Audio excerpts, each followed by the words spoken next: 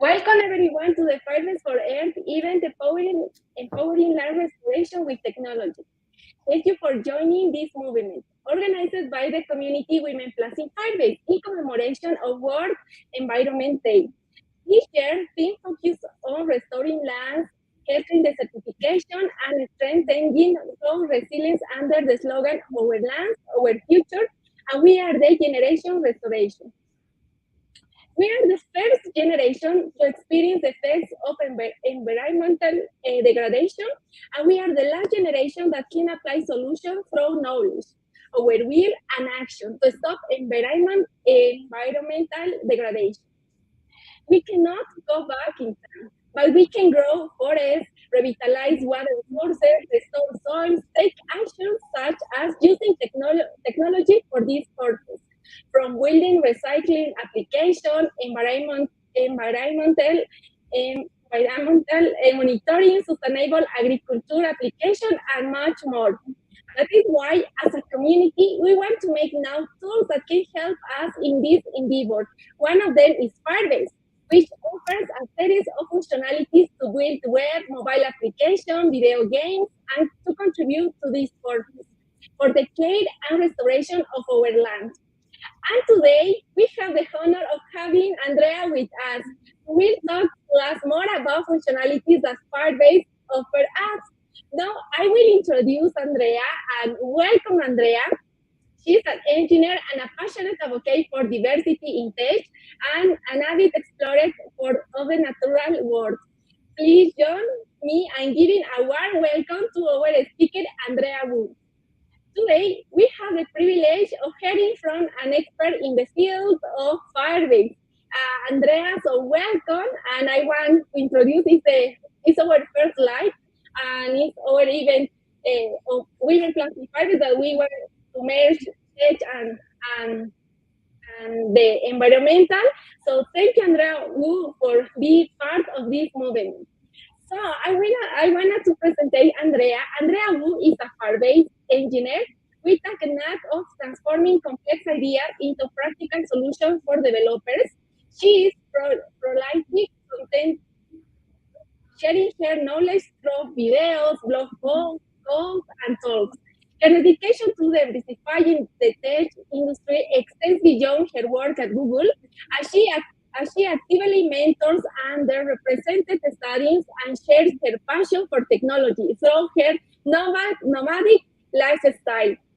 Andrea's expertise lies in empowering developers to build successful apps using Firebase suite of products.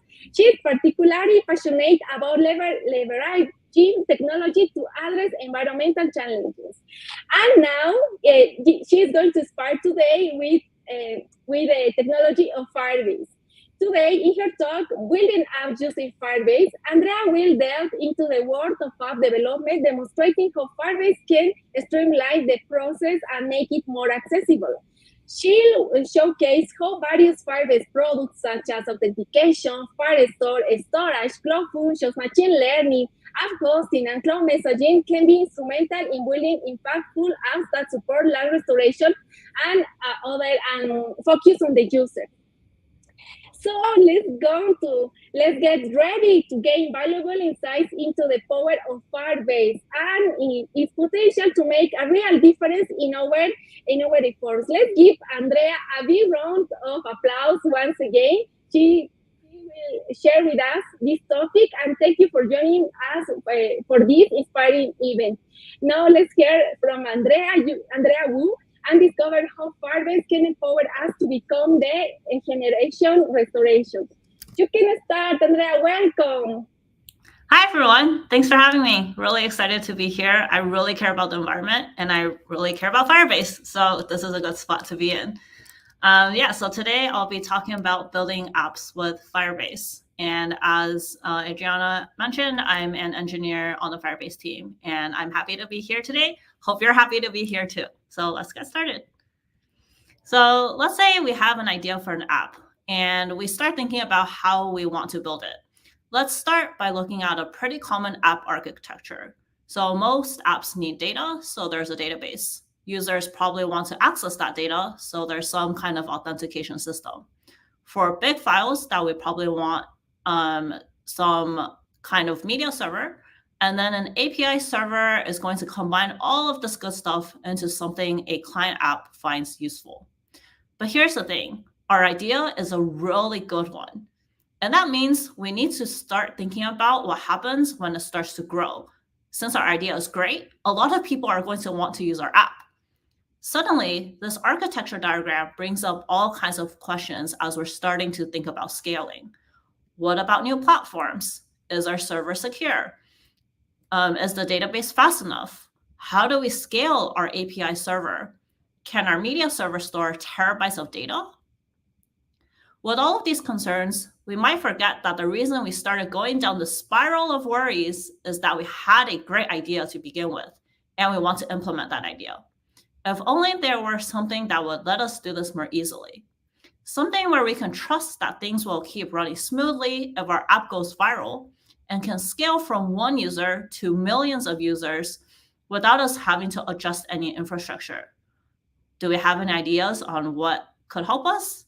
Well, Firebase. And so we ask, what is Firebase? Firebase is Google's client-side app development platform. It's based on Google Cloud, and Firebase integrates with several other Google tools, such as Analytics and Ads.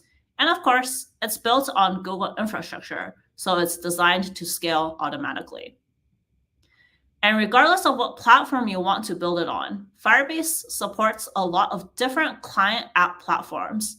There are client-side SDKs for iOS, Swift, and Objective-C, Android, Java, and Kotlin, web, JavaScript, and TypeScript, as well as frameworks like Angular, React, and Vue, C++, and Unity for game developers, and Flutter. Firebase is a suite of almost 20 different products, and it's intended to help you through the lifecycle of developing apps, which typically goes something like this. When you're first starting out, well, you'll need to build the app, and we'll look at the products that can help you do that. There's authentication that enables you to know a user's identity and to authenticate them to your app. Cloud Firestore and Real-Time Database, which are both NoSQL databases, and Data Connect, which is a SQL database. Cloud storage to help you store big blobs of data like photos, videos, and audio content. Firebase hosting and app hosting, which help with both static and dynamic web apps. Firebase ML, GenKit, and Vertex AI SDKs, which gives you tools to incorporate AI capabilities into your app. Cloud Functions to run backend code in response to events triggered by other Firebase products.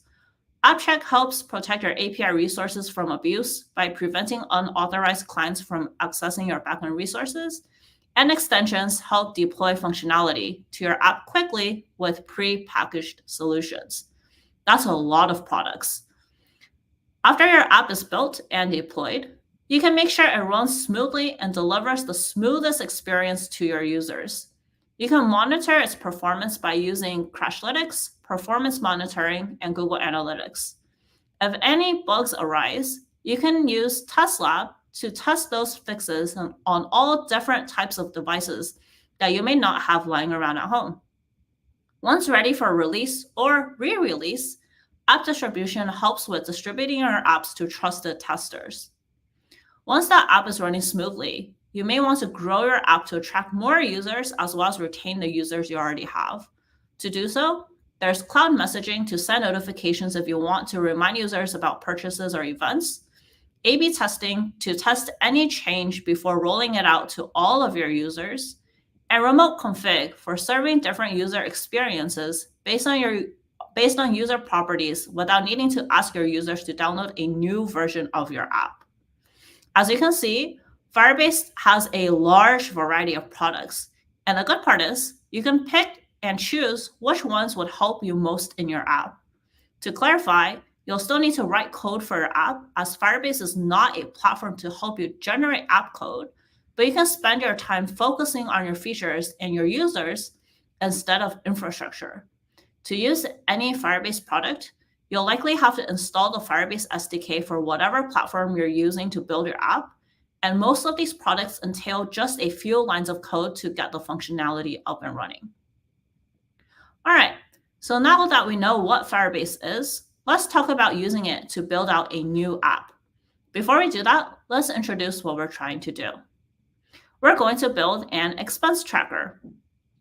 As a person who really cares about how I'm spending my money, I really want to keep track of my expenses. And what I actually do now is keep a spreadsheet of all my expenses. I look at my receipt and manually enter the date, vendor, item bought, and amount spent each time I spend money. And this is generally fine until this happens. Having tons of expenses because I procrastinated and let my expenses pile up, or I went on a business trip and have a ton of expenses from all those taxi rides and meals on top of flights and hotel expenses too. It becomes quite painful and tedious to manually enter all of this data. In large quantities, it's just really not that great of an experience to have to manually input the date, the vendor, item bought, and amount for all of those receipts. So how might we make this better? Instead of having to manually type in expense data for all of those receipts that I'm keeping around anyway, let's make an app to allow users to conveniently scan receipts, and the app will automatically extract the relevant information from those receipts.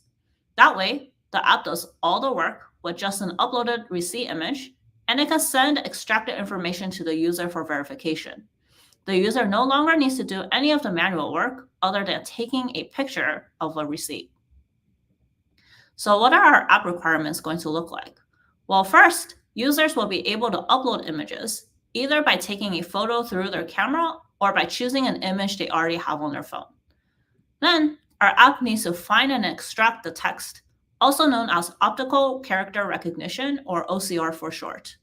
We'll want to scan the receipt to parse for things like the date, vendor, item bought, and amount spent. Finally, we'll relay what we found back to the user because we need them to confirm the information we extracted. Hopefully, we did a good job with the scanning and it's accurate. If we did a bad job, then this isn't much of a confirmation step anymore since it becomes a correction step. Since the whole point of building this app was to make it easier for users to just upload their receipts and not have to manually input information, it'd be pretty bad if the scanning was bad and made the user input information anyway. Diving deeper into what we need in order to build that OCR feature, we want to be able to securely upload our receipt images, store those receipt images, do some image processing on the uploaded receipts, and store the extracted text. Sounds quite complicated, but let's see how we can do it with Firebase. So the first thing we said we need is secure image upload, meaning that only specific users should be able to see these images. In particular, a user should only be able to see their own uploaded expenses and not anyone else's. So in order to do that, we'll need users to make accounts and log in order to see data specific to them. Sounds like we need to build an authentication system. Beyond getting the functionality right, I need to ensure the security of this authentication system. And I don't really want to spend my precious time building out this entire system because it sounds like a lot of work trying to set up servers and infrastructure to do all of this and to do it correctly. Also, as a user of many apps myself, I know that I don't enjoy creating a new account for every single app I use. It gets repetitive to set up an account with my first name, last name, email, birthday, the name of the street I grew up on, all that stuff. Then I have to remember my password, which I probably can't do since, well, we're supposedly using different passwords for all the millions of accounts that we have. It'd be really nice to not need to create a new account just to use this app. To address those concerns, there's Firebase Authentication. Auth provides identity as a service, meaning it lets you know who your user is. It also provides a rule system that lets you grant or deny access to resources in other Firebase products like Firestore and storage. Auth also is ready to use out of the box, and it gives some advanced functionalities like email verification and account linking. Regarding the concern about not wanting to create a new account, Firebase Auth works with many third-party identity providers, including Google, Facebook, Twitter, GitHub, and more. Once users sign in with one of these services, we assign that user a record within Firebase's system. This includes a unique user ID and a signed web token, so you get a consistent representation of your users, and one that you can use against both Firebase's services and your own custom servers, no matter how they choose to sign in.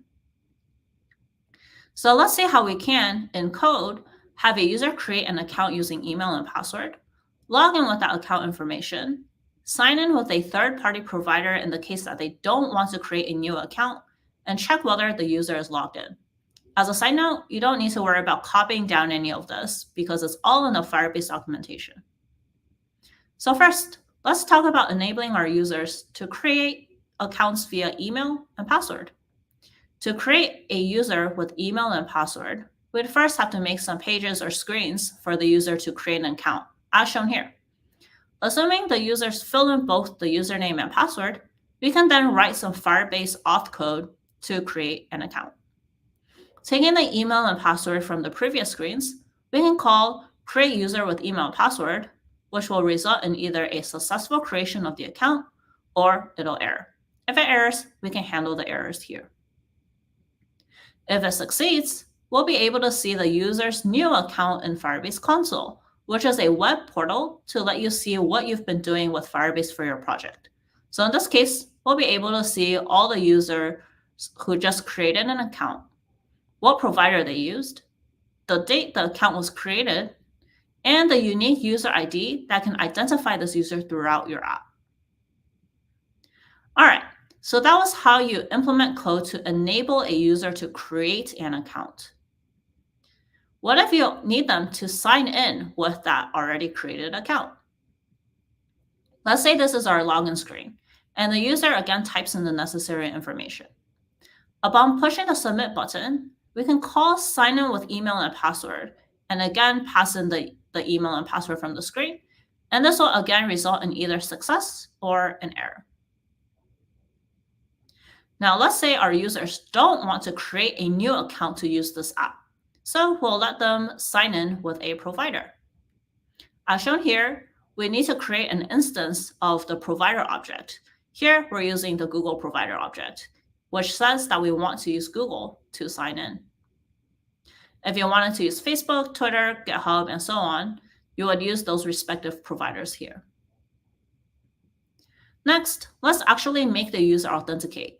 There's two ways to do this, either by opening a pop-up window or by redirecting to the sign-in page. What's shown here is signing in with pop-up. What this says is use Firebase auth to sign in with a pop-up using the Google provider. Finally, we handle the cases of a user being successfully signed in versus not. So this is how we can implement authentication using our third-party providers with just a few lines of code. So now we've talked about how a user can create an account, sign in with said account, and sign in with a third-party provider. Now, we'll talk about how to check whether a user is logged in or not. Whenever create user with email and password and sign in with email and password get called without an error, the on-auth state changed function gets triggered. If there's a user, then the user is signed in. Otherwise, no user is signed in, and the function got called because the user logged out. This function will return a user whenever create user with email and password and sign in with email and password get called successfully, as well as with third-party providers such as Google, Facebook, Twitter, and so on. Once you have the user, you can also get various information about that user, like their display name, email, and their user ID as shown here. We've now seen how users can create accounts and log in, as well as how to know whether a user is logged in or not. One last tidbit. Even though the code is already not much, thanks to Firebase auth for all of those steps, it's quite a bit of work to actually make these sign-in screens with multiple third-party sign-in buttons, or a create new account screen, or screens to reset and change passwords. And if that's not where you want to spend your development time, you can use the Firebase UI library, which handles all of these cases for you. It's an open source library, so you can customize it as you'd like to fit the look and feel of your app. We've now enabled user accounts, and the next thing a user will want to do after logging in is uploading receipts. Let's say we have a screen to let the user upload the receipt either by taking a photo of it or by choosing a file that already exists. Once I do that and upload it, we need to store these somewhere. What do we want from our storage system? Well, we'd like it to be fast for uploading and viewing receipts from anywhere, and we want it to work well even with spotty internet connections. We might need to store a lot of receipts, and we don't have a team to keep an eye on usage to adjust our storage capacity. Lastly, we may have to consider working with a variety of image types. Cloud storage was designed with many of these concerns in mind. It lets you store many image types, and on top of that, it lets you store and serve user-generated content like audio and video. It's generally used for storing big blobs of unstructured data that you don't need to change too often. To store a lot of receipts, the amount of storage will scale automatically, meaning that storage space will increase as you have more content, and it'll decrease as you delete content. You won't need someone sitting there manually managing the amount of space your app is taking up in storage. And to be fast from anywhere around the world, cloud storage has a global edge cache, which means that if I just pulled up a receipt to look at it, storage will store that in a nearby cache. So if I want to see the same receipt again 5 minutes later, I'll be able to get that receipt image quite quickly. Sometimes internet connection isn't so great. We wouldn't want my receipt to be half uploaded and then dropped because my internet was spotty. Storage takes care of this and handles retrying and resuming my uploads and syncs whenever my phone gets back its internet. After my receipt is uploaded, it can be shared with other users instantly.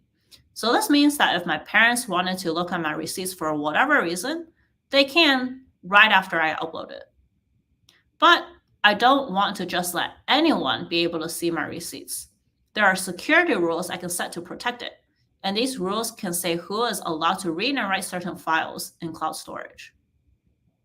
Now let's take a look at some code to upload files. Let's say we have a file we want to upload. Firebase Storage supports files from JavaScript file and blob APIs, bytes, and various string types, including normal strings, base64 formatted strings, base64 URLs, and data URL strings. Where are we going to store it? Storage is structured using folders and subfolders, much like how our laptops and computers store files. We'll grab the top of that directory structure, which we call the root reference, by doing get storage, and from there, we can create a child reference to the full path of the file with the file name. This child reference will be located in the root reference, whether it's a file or a folder. In this case, we've created a file. Now, with our reference, we can then upload it to cloud storage by calling upload bytes, which uploads JavaScript files, blobs, or bytes. We'll pass it the file reference and the information we want to store there, the file itself. The file will then get uploaded, and we can do any post-processing needed after it does so. If we wanted to upload a string, we can use the upload string function and pass in the reference, the string we want to store, as well as what type of string we're storing. So now we enabled users to upload receipts, and we'll put those receipts into storage. Next, we'll need to process the receipt and extract the text. But we may not want to do all of the processing on the client side, which in this case would probably be a phone. Why not? Well, once we write our top secret code to process the receipts, we don't want anyone to just be able to take it along with the data. Requests coming in from users' phones might be trying to steal it, so we need something to help us with running code against our data securely. We want both iOS and Android users to be able to use our app, but we may not want to duplicate code to process the receipts twice. It'd be much better if we could write it once and have the code run, instead of writing it once for iOS and deploying to the App Store, and writing it once for Android to deploy to the Play Store. Also, if we deploy the apps separately, iOS users may get this awesome feature first, and Android users might get mad, and we definitely don't want that to happen. And remember, we're looking to process our receipts. We mentioned we'll need to run text recognition on the receipts, which we can imagine might be CPU intensive. The last thing we want to do is run highly intensive code off of our users' devices, especially if it might drain a user's battery.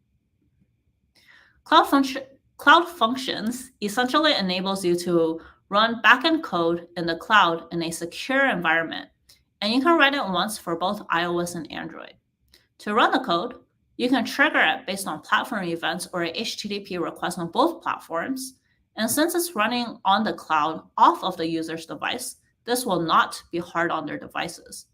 Best of all, you can basically run backend code without managing any servers. So we know we're going to use Cloud Functions to run our processing code, but what are our functions actually going to do?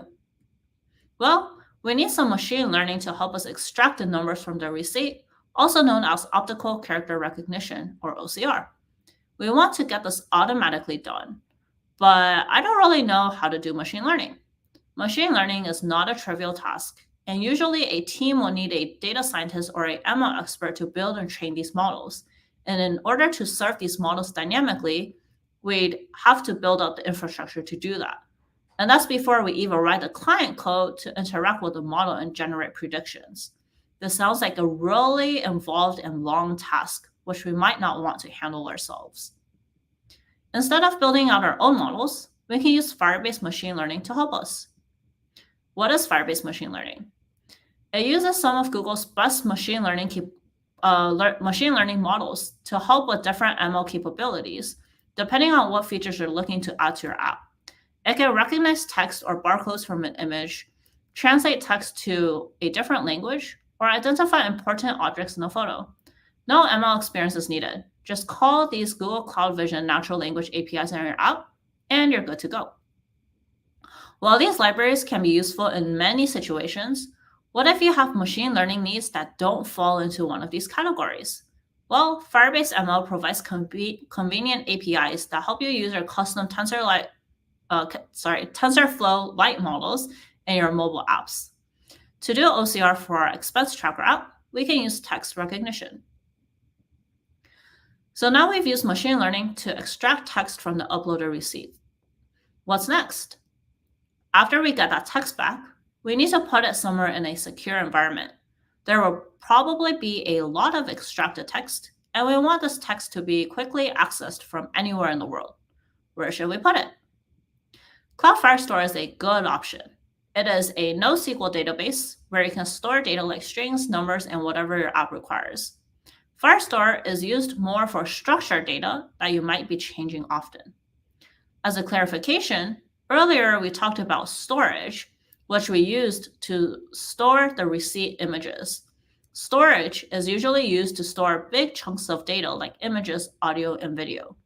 So while our receipt images are stored in Firebase storage, the processed text that we get back from Firebase machine learning will be stored in Firestore. Let's dive a bit deeper on how Cloud Firestore is structured and how to use it. It's a document model database, which means that all of your data is stored in documents and collections. You can think of a document as something like a dictionary or a hash table. It has a set of key value pairs, which we refer to as fields.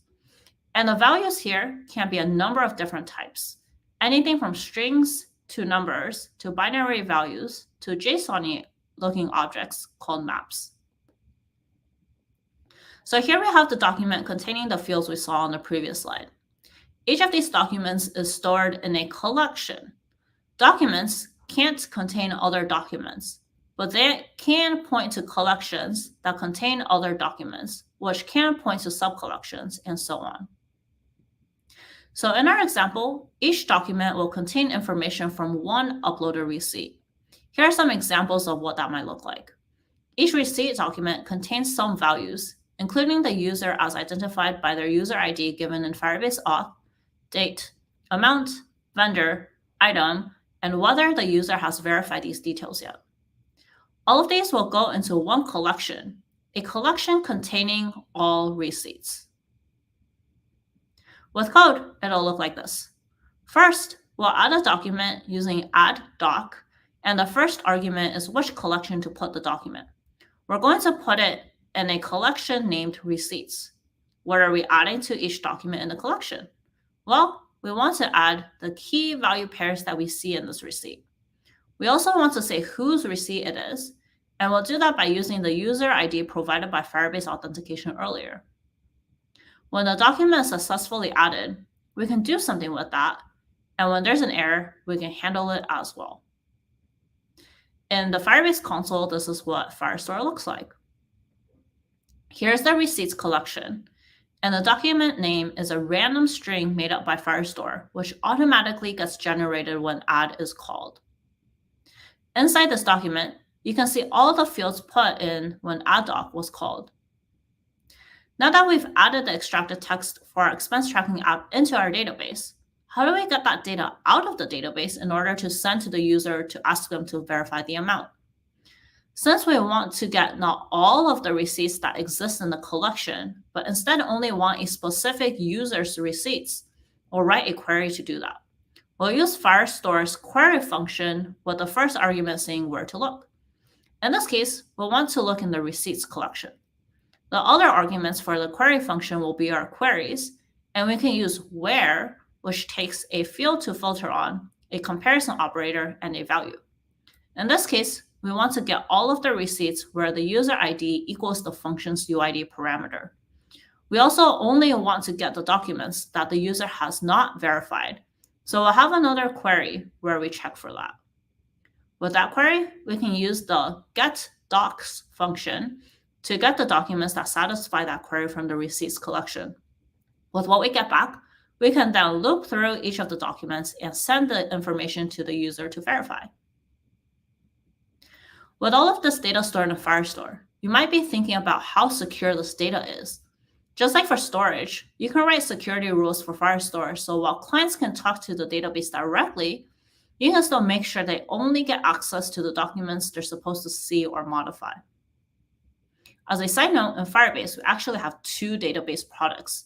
One is Cloud Firestore, which we just talked about, and another is Real-Time Database, which is the older database product. The major differences between these two is that Cloud Firestore is faster at reading and has better querying capabilities, and Real-Time Database is faster at writing. The reason for these differences is how data is stored in each. Firestore stores data in collections and documents, whereas Real-Time Database stores it as a giant JSON tree. If you want to find out more about their differences and help figure out which one to use, there's a link to a doc specifically talking about that.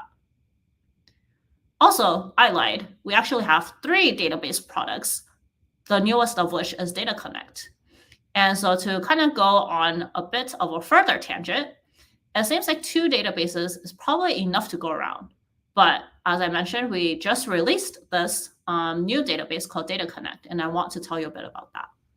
So it's a SQL database, and we built it because many people who have been using Firebase for a long time have been requesting it. It's powered by Postgres database offered on GCP's Cloud SQL. You declare your application's data model using GraphQL, and Data Connect automatically creates a PostgreSQL database schema to fit your data model, secure server endpoints that talk to the database, and type-safe SDKs for client applications that talk to the server endpoints. So now back to our app. We extracted text by deploying functions that runs our text recognition in machine learning and finally stores it in Firestore. What comes next? Well, we want to notify our users that we have their values and we'll ask them to confirm. How do we do that? Let's send a push notification by using Firebase Cloud Messaging to tell users to confirm their receipt amounts. Our users trying to upload receipts probably all use different types of devices and platforms. Thankfully, we don't have to invent our own notification system for each one because Cloud Messaging can deliver notifications to anyone using Android, iOS, and the web. Cloud Messaging doesn't need us to track what platforms our users are using, and we also don't need to set up different service calls to different devices. Firebase will automatically do that for us, and it will reliably send messages at no cost. Lastly, we're not only limited to using this to remind users to confirm their receipt amounts, but we can also announce new features we're launching. For other apps that isn't the expense tracker, we can notify users for things like letting them know that their last message was responded to, send out discount offers, and reminders about events. So now we have notified our user to confirm their receipt amount. We'll store this response back to Firestore. Now that we've built our app, it's just sitting on our laptop or perhaps in GitHub. If we built this using mobile, like Android or iOS, which is the most likely chosen platform for this particular app, we'd eventually have to figure out how to put it on the Play Store or App Store. If we built this on the web, we can use app hosting to help us get it off our laptop and actually deploy it onto a website for people to use. App hosting is a framework-aware, meaning if you built your app using Next.js or Angular, it just knows and is a serverless web hosting service for dynamic content. As it's built on Google Cloud products, it's scalable, flexible, and secure, and it's directly integrated with GitHub. So if you already have a Next.js or Angular app on GitHub, all you have to do to get it hosted with app hosting is to create an app hosting backend via the Firebase Console or the CLI. Then you'll be able to view the app. So there we have it. Our app is built. We've successfully built an app from beginning to end with full functionality.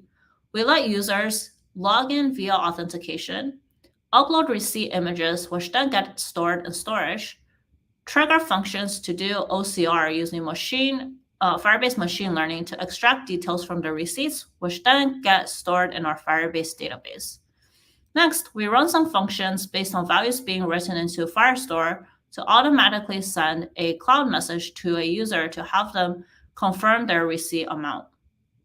We even put it on a website so people can start using it. We didn't have to write very much code to accomplish all of this, yet here we are. These are many Firebase products that can help you build an app. And actually, cloud messaging is typically used to help you continue running your app, so I tossed in that as a bonus. Yay! So here are some resources for all the materials I covered today.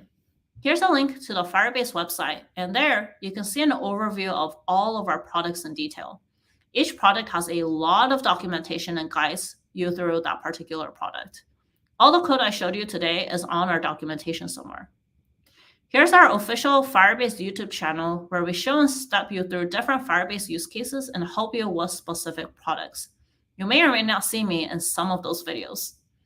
If you want to learn more about Firebase, there's a recap and a continuation of today's talk that goes through even more products.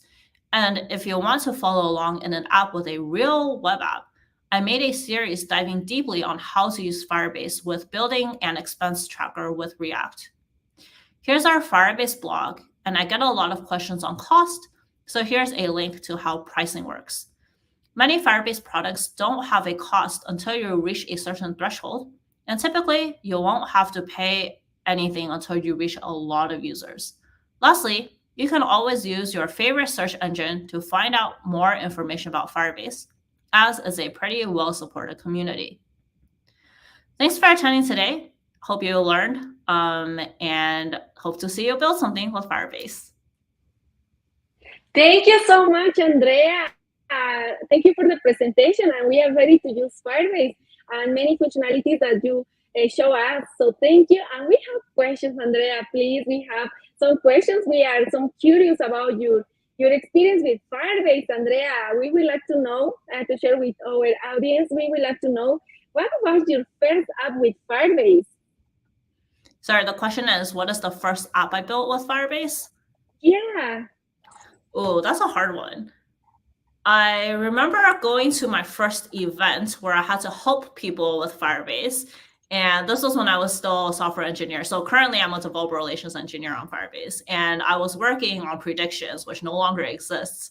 And I went to go help out at a hackathon. And before I went, I was like, wait, I need to help people use this product that I work on, but I actually don't know what any other product except for predictions is. And so I had to go figure out, I don't think I built an app at that point though, but I was like, okay, I need to go figure it out. And the way I figured it out was by reading documentation. But to answer your question, the first like full-blown app that I've built is probably that expense tracker that I made to do the video series. I don't know if I don't build a lot of things like for fun on the side in my free time. So that might actually have been the first one that I've built. Oh, thank you, Andrea. And also, we would like to know, why do you recommend Firebase for purpose-driven applications such as Planet Cave? Why do you recommend use Firebase? I recommend Firebase just generally for app development because it's very easy to use. I think that's one of the things that we as a team try to focus on. We're building tools for developers so that it can speed up their process for getting infrastructure set up so that they can focus on the meat of their app, why they built that app, right? So for example, I talked about authentication. It takes a long time to build a good authentication system. You need to get it correctly functional, secure, all that stuff, integrating with third parties. Takes a long time, takes a lot of resources. So Firebase gives you these tools so that you can focus on the content, like the why of why you built your app, instead of needing to deal with all this infrastructure stuff. So thank you. And also, we want to know, what Firebase features would you recommend for building a web application for a soil monitoring system that measures, for example, the soil pH acidity? And we need to capture real-time data and images. Also, we need to allow user access with Google account authentication. Also, we need to visualize real-time data, analyze data. Also, we need to send notification via email and SMS in case, for example, that the pH level is above 6. What functionalities could you recommend for build this app? So kind of as a sidetrack that I didn't really talk about a lot, we have this thing called Gemini in Firebase, and you can ask that exact question to it. To do so, you go into Firebase Console and you go to Gemini in Firebase, and you can ask directly that question and it'll tell you. But I can also answer for you.